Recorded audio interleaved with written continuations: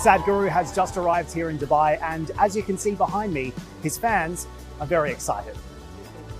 After addressing thousands of his devotees at the Save Soil event in Dubai, I had the pleasure of meeting Sadhguru backstage. Sadhguru, thank you so much for joining me. Thank you, Dan. It is a great pleasure to meet you, and I know you've just come off stage. How did it feel? Oh, you should ask the audience. I'm okay. If they're feeling good, I'm okay with that. How do you like to feel when you come off stage? See, I made myself like this. The nature of activity that I'm performing doesn't decide how I am. I made myself like this. How I am within myself is determined by me, not by what I'm doing, not even the result of what I'm doing. So I have this advantage. I have no such thing as failure in my life ever, because I don't suffer anything.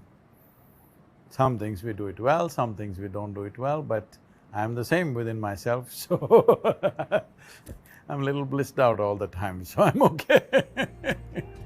Sadhguru launched the Isha Foundation in 1992. The global organization supports environmental projects and runs centers and events aimed at promoting physical, mental, and spiritual well-being independent of religious ideologies. Why was it important for you to strip away some of those philosophies?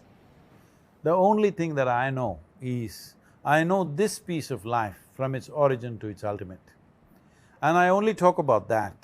I only present that to the people. But in their experience, they think I'm talking about them. I am not talking about them. I'm only talking about this piece of life.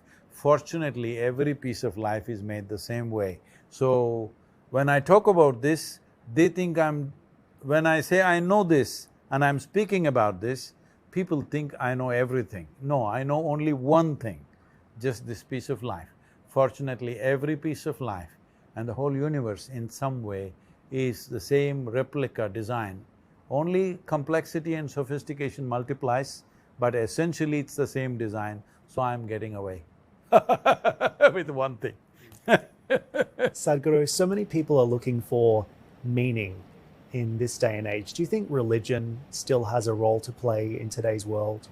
See, you look for meaning only because you have not experienced life. What is the meaning of the cloud? What is the meaning of the planet? What is the meaning of the stars in the sky? There is no meaning to anything in the universe. Meaning is an ailment in the psychological space of the human being, that we are looking for meanings because there is no exuberant experience of life. If you experience life for what it is, in a moment of joy, in a moment of love, in a moment of ecstatic experiences, you don't look for meaning, isn't it? Only when you're depressed, you look for meanings. When you're unhappy, you look for meanings. That's correct. So I never look for meaning because I'm blissed out all the time. And Sadhguru, let's conclude with a message from you about the state of the world today. As you know, we're living through very challenging times, a pandemic, war, economic turbulence, a cost of living crisis for many as well, the ever-growing threat of climate change, as we've also discussed today. What's your message to people who might be struggling through all of this right now? Taking all this into effect, those who are in famine zones and war zones, I just have to bow down. They're suffering, it's not in our hands to fix it right away. But for others, you must understand the difference between life and lifestyle.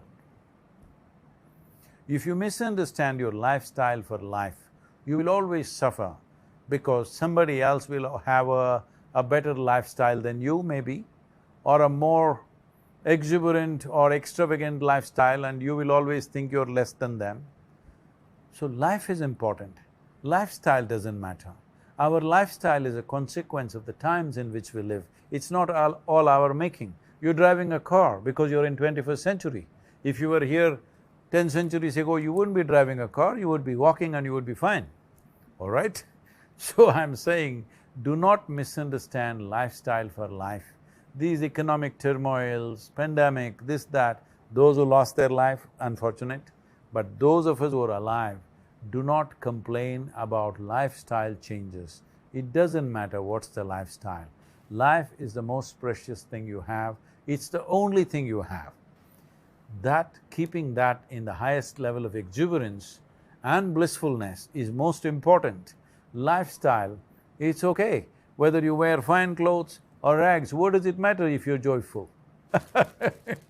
I've enjoyed our conversation. Thank you for sharing your wisdom with us. Thank you, Dan. Thank you very much.